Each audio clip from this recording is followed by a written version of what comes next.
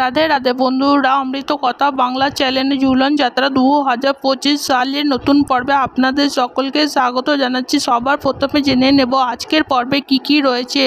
ঝুলন যাত্রা 2025 সালে কবে? ঝুলন যাত্রা পুঞ্জিকাম মতে 2025 সালে কবে পালিত হবে? ঝুলন যাত্রা তিথি কবে শুরু হচ্ছে, কবে শেষ হচ্ছে? পুঞ্জিকাম মতে ঝুলন যাত্রা উৎসব কি, কেন পালন করব আমরা এই ঝুলন যাত্রা উৎসব? ঘরোয়া পদ্ধতিতে ঝুলন যাত্রা পালনের সঠিক বিধি নিয়ম এর সঙ্গে জেনে নেব ঝুলন যাত্রার দিন ঠাকুরের ভোগ দানের সঠিক পদ্ধতি, কি নিয়ম পালন করলে সংসারে সুখ সমৃদ্ধি এবং প্রেম থাকবে আজীবন।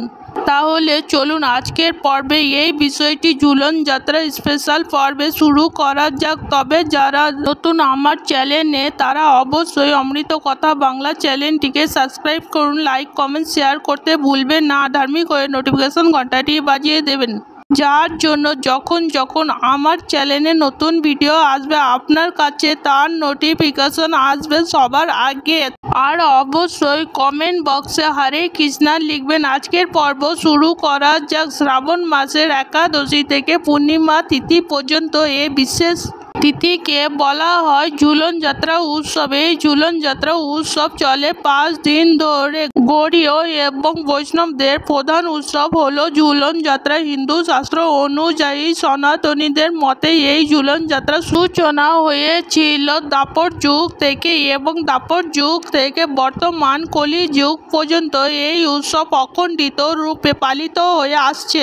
সেই পুরাকাল থেকে সবার প্রথমে জেনে নেব ঘরোয়া পদ্ধতিতে ঝুলন যাত্রা পালনের সঠিক নিয়মাবলী। সবার প্রথমে সকালে ঘুম থেকে উঠে শুচি সিদ্ধ হয়ে শুদ্ধ বস্ত্র পরিধান করবেন এবং যে স্থানে ঘরের এই ঝুলন যাত্রা উৎসব পালন করবেন সেই স্থানটিকে সুন্দর করে পরিষ্কার করবেন। রাধা কৃষ্ণের ঝুলন যাত্রা উৎসব পালনের জন্য রাধা কৃষ্ণের যুগল মূর্তি আপনি সেখানে রাখবেন। এরপর যুগল মূর্তিকে অভিষেক করতে হবে। এই অভিষেক করতে হবে পঞ্চামৃত দ্বারা। পঞ্চামৃত হলো দুধ, মধু, ঘি, দই, গঙ্গা জল ইত্যাদি। আর চন্দনের ব্যবহার অবশ্যই করবেন।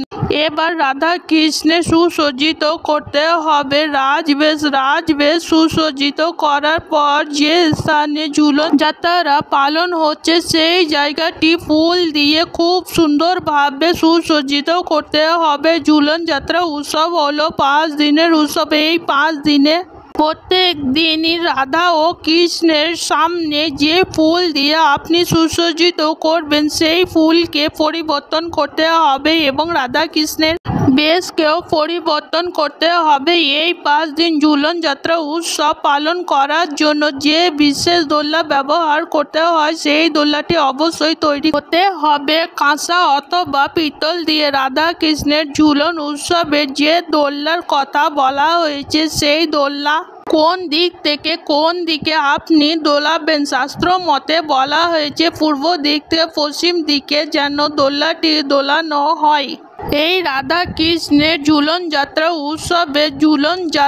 উৎসবের দিন অবশ্যই আপনাকে খেয়াল রাখতে হবে রাধা ও কৃষ্ণের পোশাকের রং নির্বাচনের ক্ষেত্রে রাধা ও কৃষ্ণের পোশাকের রং যেন তাদের প্রিয় রংগুলি হয়, যেমন নীল, হলুদ, সবুজ, গোলাপি ইত্যাদি রঙের পোশাক অবশ্যই আপনাকে এই ঝুলন যাত্রার দিন রাখতে হবে। 5 দিনের মধ্যে ঝুলন যাত্রা চলাকালীন এই 5 দিনে প্রত্যেক দিনই সন্ধ্যা আরতি করতে হবে ঘিয়ের প্রদীপ দিয়ে এবং সন্ধ্যা আরতির পর অবশ্যই রাধা কৃষ্ণের নামাবলী সংকীর্তন করতে হবে, অথবা আপনি এই দিন রাধা কৃষ্ণের কীর্তনও করতে পারেন। এবার জেনে নেব ঝুলন যাত্রা 2025 সালে কবে পালিত হবে। পঞ্জিকা মতে 2025 সালে ঝুলন যাত্রা আরম্ভ হবে 4 আগস্ট 2025। ঝুলন যাত্রা তিথি আরম্ভ হবে। ঝুলন যাত্রা হলো 5 দিনের উৎসব, তাই পঞ্জিকা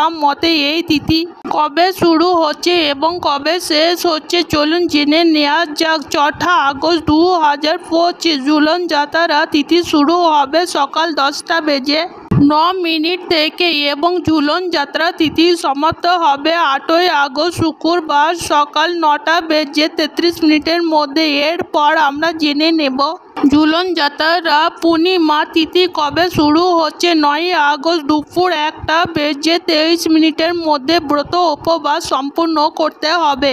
ঝুলন পূর্ণিমা ঝুলন উৎসব অথবা ঝুলন পূর্ণিমা আমরা কেন পালন করব? ঝুলন পূর্ণিমা অথবা ঝুলন উৎসব হলো এক পবিত্র উৎসব। এই দিন যদি আমরা কিছু সঠিক নিয়ম পালন করি তাহলে সংসারে সুখ সমৃদ্ধি ও প্রেম আগমন হবে।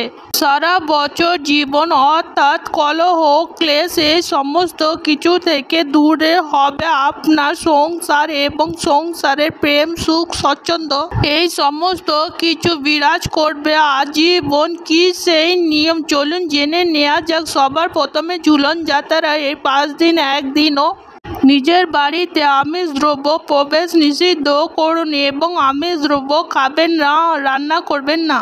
এই সময় যদি কেউ আপনার বাড়িতে আসে তাহলে ভিক্ষুক অথবা কোনো ব্যক্তি তাকে অবশ্যই অন্ন দান করবেন, তাকে অবশ্যই খাবার খাওয়াবেন। আর ভিক্ষুক হলে তাকে অবশ্যই জল আর আপনার সাধ্যমতো অন্ন অবশ্যই দান করুন। এই ঝুলন যাত্রা 5 দিন বাড়িতে কোনো রকম কোনো কলহ বা কোনো রকমের ঝগড়া বিবাদ যেন না হয়।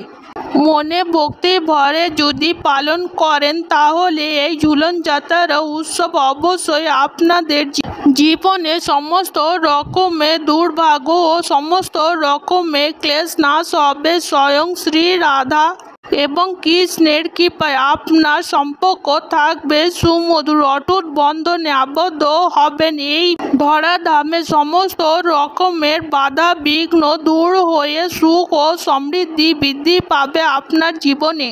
এবারে জেনে নেব সঠিক ভোগ দান পদ্ধতি। এই 5 দিন ঝুলন যাত্রা উৎসবে কিন্তু আপনাকে খেয়াল রাখতে হবে, আপনাকে রাধা এবং কৃষ্ণের প্রিয় জিনিসগুলো ভোগ হিসাবে প্রদান করতে হবে ঠাকুরের সামনে। এই 5 দিন আপনি নিজের সাধ্য মতো নৈবেদ্য সাজাবেন, প্রসাদ তৈরি করবেন, সমস্ত কিছু প্রদান করবেন ঠাকুরের সামনে ভক্তি ভরে এবং আপনি চাইলে শ্রীকৃষ্ণ এবং রাধিকার প্রিয় জিনিসগুলো অবশ্যই রাখবেন, যেমন পায়েস, তালের বড়া, তার সাথে রস বড়া, আরও নানা উপাদেয় ভোগ প্রদানের পরে অবশ্যই তুলসী পাতা প্রদান করবেন। প্রত্যেক দিন অবশ্যই শ্রীমদ্ ভগবদ গীতা অবশ্যই পাঠ অথবা শ্রবণ করবেন। আশা করছি আজকের পর্ব আপনাদের ভীষণ ভালো লেগেছে।